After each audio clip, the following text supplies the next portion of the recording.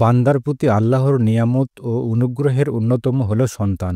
আল্লাহ এই বিশেষ অনুগ্রহ কতটা অমূল্য ও কাঙ্ক্ষিত তা শুধু নিঃসন্তান দম্পতিরাই অনুভব করতে পারে। সন্তান শুধু নিয়ামত নয়, এটি আল্লাহ প্রদত্ত একটি গুরুত্বপূর্ণ আমানত। সন্তান লালন পালনে আল্লাহর কোনো হুকুম লঙ্ঘন করলে কিংবা সন্তানের ভরণপোষণ সহ তার ঈমান ও ইসলাম শিক্ষার ব্যাপারে যত্নশীল না হলে এই আমানতের খেয়ানত হয়। মূলত এর মাধ্যমে আল্লাহ বান্দাকে পরীক্ষা করে থাকেন। পবিত্র কোরআনে ইরশাদ হয়েছে, তোমাদের সম্পদ ও তোমাদের সন্তান সন্ততি তোমাদের জন্য এক পরীক্ষা, আর মহা পুরস্কার রয়েছে আল্লাহরই কাছে। সূরা আনফাল আয়াত নাম্বার ২৮। এই আমানত ও দায়িত্ব যথাযথ পালনের মাধ্যমে আল্লাহর পরীক্ষায় উত্তীর্ণ হতে হবে।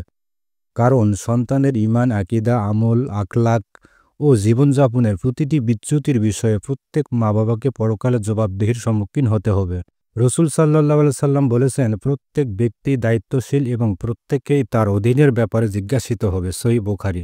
দায়িত্ব সচেতন মা বাবার কর্তব্য হবে শৈশব থেকেই সন্তানকে ধর্মীয় শিক্ষা ও অনুশাসনে গড়ে তোলা, শয়তানের যাবতীয় অনিষ্ট ও উপকরণ থেকে সন্তানকে রক্ষা করা।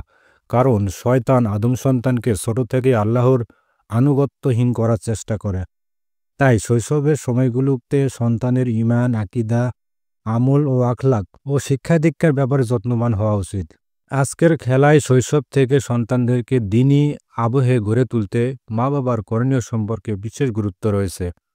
সন্তানের জন্য মা বাবার কোনো দোয়াই বিফলে যায় না। দুনিয়া বা আখেরাতে আল্লাহর এই দোয়ার প্রতিদান দিয়ে থাকেন। মা বাবার দোয়া কবুলযোগ্য হিসেবে হাদিসে ঘোষিত হয়েছে। ৩ ব্যক্তির দোয়া কবুল হয়, এতে কোনো সন্দেহ নেই। মা বাবার দোয়া, মুসাফিরের দোয়া এবং মাজলুমের দোয়া। সহিহ আবু দাউদ শরীফের হাদিস। নবীরাও তাদের সন্তান ও পরিবারের জন্য আল্লাহর কাছে দোয়া করেছেন। সন্তান ভূমিষ্ঠ হওয়ার আগে ও পরে নবীদের দোয়া চাওয়ার কথাগুলো পবিত্র কোরআনে উল্লেখিত আছে। হযরত ইব্রাহিম আলাইহিস সালামের দোয়া হচ্ছে, হে আমার প্রতিপালক, আমাকে এমন পুত্র দান করো যে হবে সেলাকদের একজন। সূরা সাফফাত আয়াত নাম্বার ১০০। অন্য আয়াতে ইরশাদ হয়েছে, হে আমার প্রতিপালক, এই নগরকে শান্তিপূর্ণ বানিয়ে দিন এবং আমাকে ও আমার পুত্রগণকে মূর্তি পূজা থেকে দূরে রাখুন। সূরা ইব্রাহিম আয়াত নাম্বার ৩৫। হে আমার প্রতিপালক, আমাকেও নামাজ কায়েমকারী বানিয়ে দিন এবং আমার বংশধরদের মধ্য থেকেও এমন লোক সৃষ্টি করুন যারা নামাজ কায়েম করবে।